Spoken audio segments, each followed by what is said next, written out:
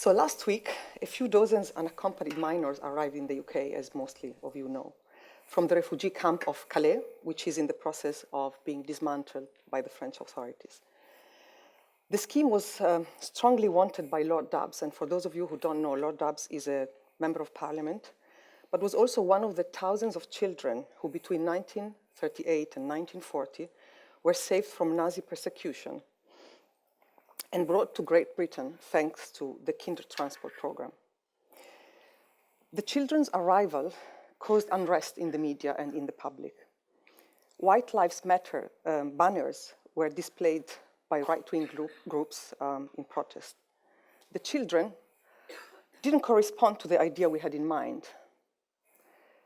They didn't look like the ones whose images we are endlessly exposed to in the appeals for aid. They weren't small, they weren't starved, they weren't fragile. They didn't seem unprotected. These children didn't seem innocent enough. So they have been made to seem sinister, labeled as corrupt, as liars.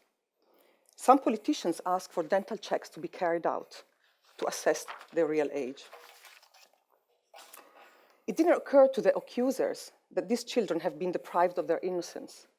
They have been forced to grow up quite quickly, and surely much faster than other children who live much safer lives.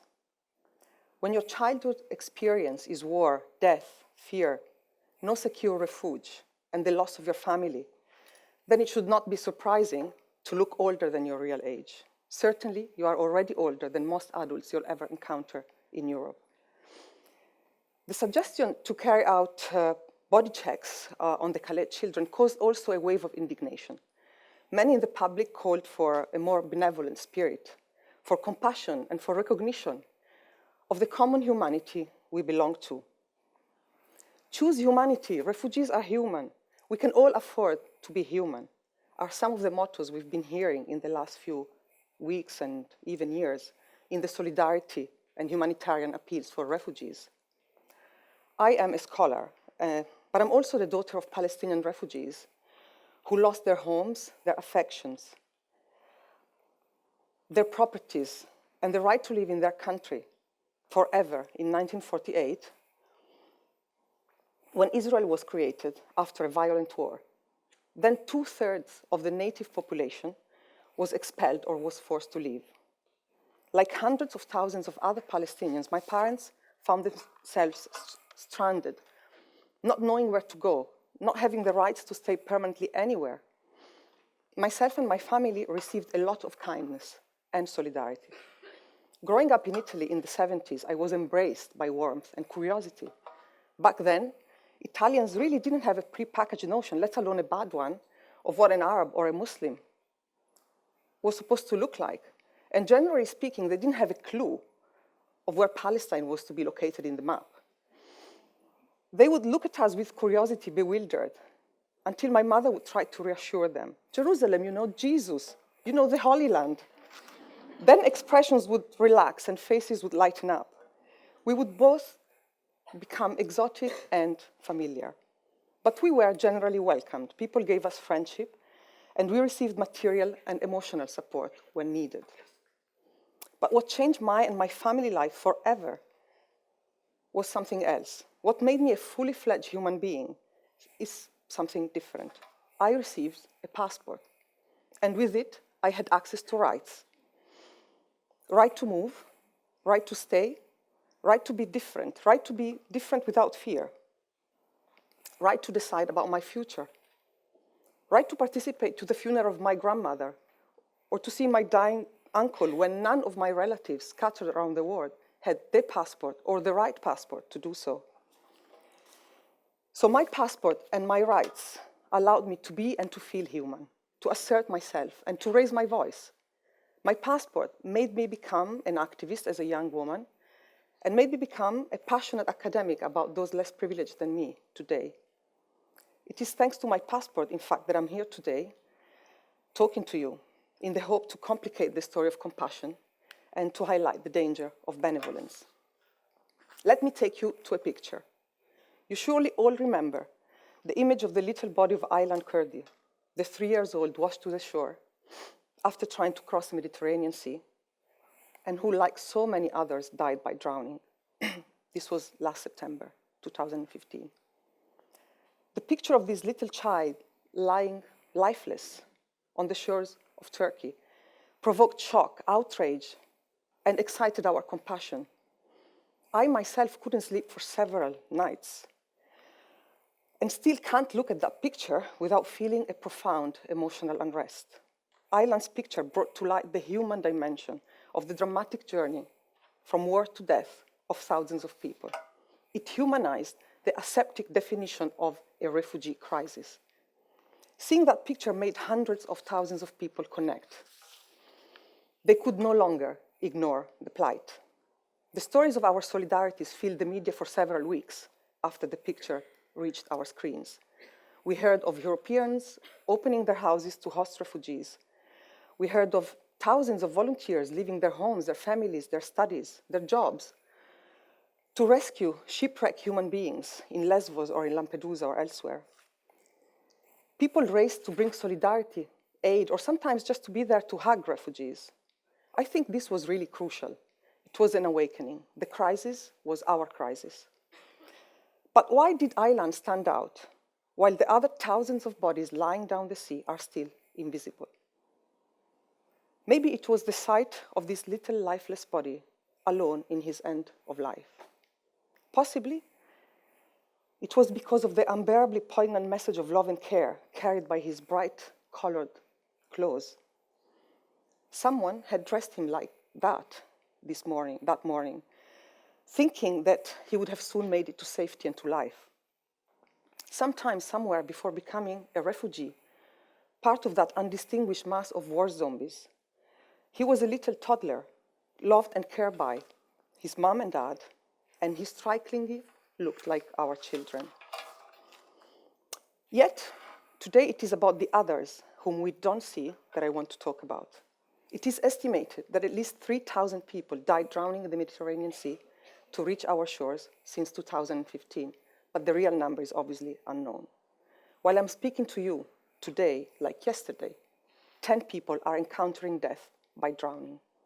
On average, every minute, 24 people are forced to leave their homes by dramatic and violent events in the world. More than 65 millions, more than 20 millions are the officially registered refugees. And Europe hosts merely a 6% of this massive number.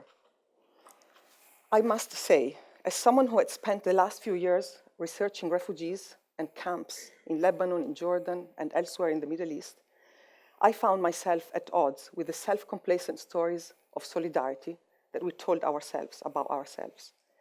4.5 million of Syrian refugees have found shelter in Turkey, Lebanon, and Jordan, and elsewhere. Sometimes in new camps built for them, but more often just embraced into existing and saturated poor camps like Burj al-Barajni or Shatila in Beirut. People with little more than nothing, refugees from another time and war, took in hundreds of thousands of people, displaced people. But we, in wealthy and affluent Europe, are made to believe every day, insistently, that beyond a few thousands, our system will collapse. So welcome refugees, but not too many, just 6%, just enough to satisfy our benevolence. Benevolence and compassion are ambivalent. Benevolence, for me, as a Palestinian and daughter of refugees, was crucial, but it often also meant erasure, it meant reduction and estrangement. Throughout my career and as an activist, I have often been asked to speak as a Palestinian refugee. The organizers wanted my story, they wanted the audience to feel compassionate about the plight of my people, but they were not as interested in my research as if these two parts of me could not come together.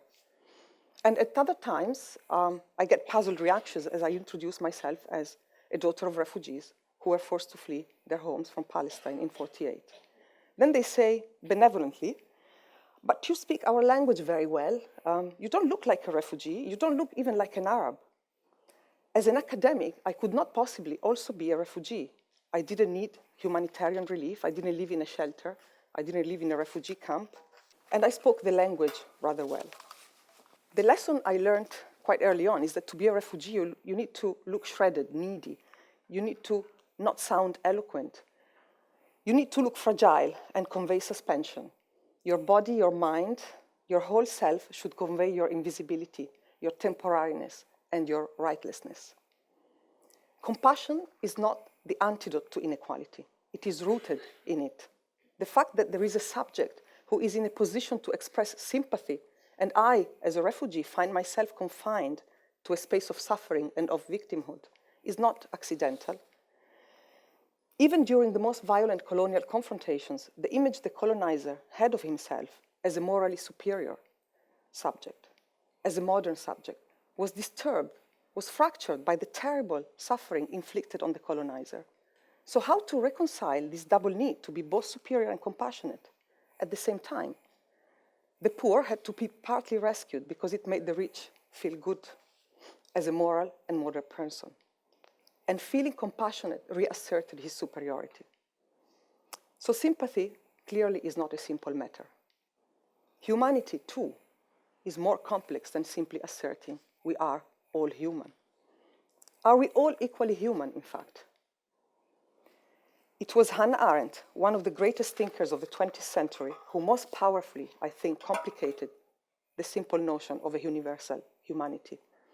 Propelled by her own experience as a refugee from Nazi Germany, in her philosophy she asked, what is humanity outside of membership in a political community? What is humanity outside of rights?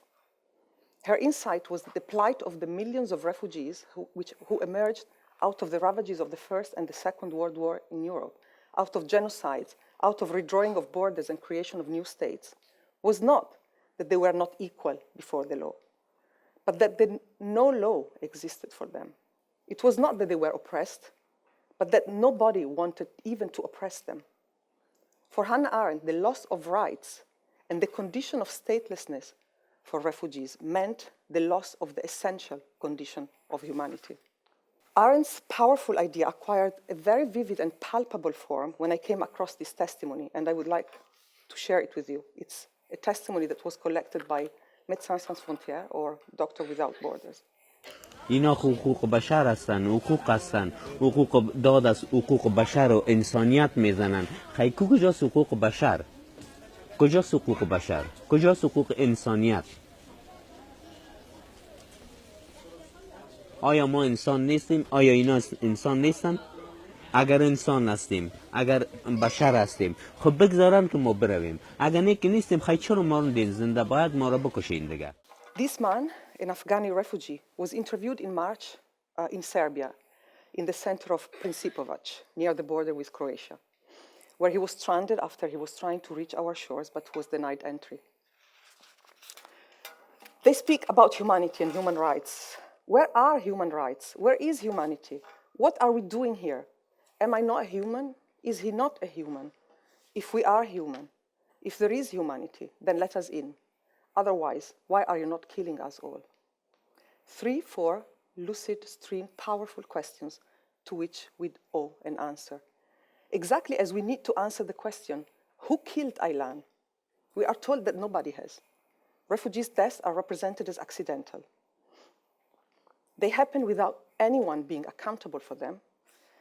But if drowning in the sea is an accidental tragic event, like a plane crash, then how are we to understand the actions of border police in Macedonia or elsewhere, brutally knocking down and pushing beyond the metallic fences human beings who just thought they made it to safety? Are violence and rejection also a destiny? No, they are not. The Afghani man of the video exposed a simple but disturbing fact. The 10 human beings drowning today as I'm speaking to you, the children, the men and the women who are beaten up and sent back again and again or collected in one and more detention centers are not accidental. They are the responsibility of European leaders. They are the direct consequence of policies that legalize deportation and detention, which make dangerous, deadly journeys on rotten boats the only option to survive a war and to pursue the dream of a dignified and safe life. The smugglers are not the sole responsible. Our governments are too. The man in this video, and I wish I knew his name, is lucid and clear in conveying a simple and tragic truth. There is no such a thing as a humanity without rights and a law that wishes to claim you. He is telling us that there is no shared humanity because refugees' lives are disposable lives, are lives that can be sacrificed and lost without anyone paying a price for them. The man in the video has disclosed the hypocrisy and cowardice of European political leaders. He's saying to them, you don't want us in, but you don't want to take us. You don't want to take the blame for our deaths. Kill us all, kill us, and take your responsibility. Only this way we can be human. As a Palestinian and a daughter of refugees who spent their whole life in exile, I have learned long ago that benevolence is important, but is insufficient. Benevolence is also dangerous. It is insufficient because it is more about us than it is about them. It makes us merely help the survivors, or those lucky enough to be seen by us, while allowing a collective amnesia about the millions who cannot make it to our shores. It is dangerous because it blinds us towards the consequences of immoral policies and treaties, which main aim is to secure us in a fortress. A human deprived of rights, suspended from law, is just a bare body, who at most can hope to receive some compassion, a shelter, some relief from some suffering. At worst, can be let die. For a human to be a human, benevolence should be the beginning of the story, but the end must be rights. Thank you.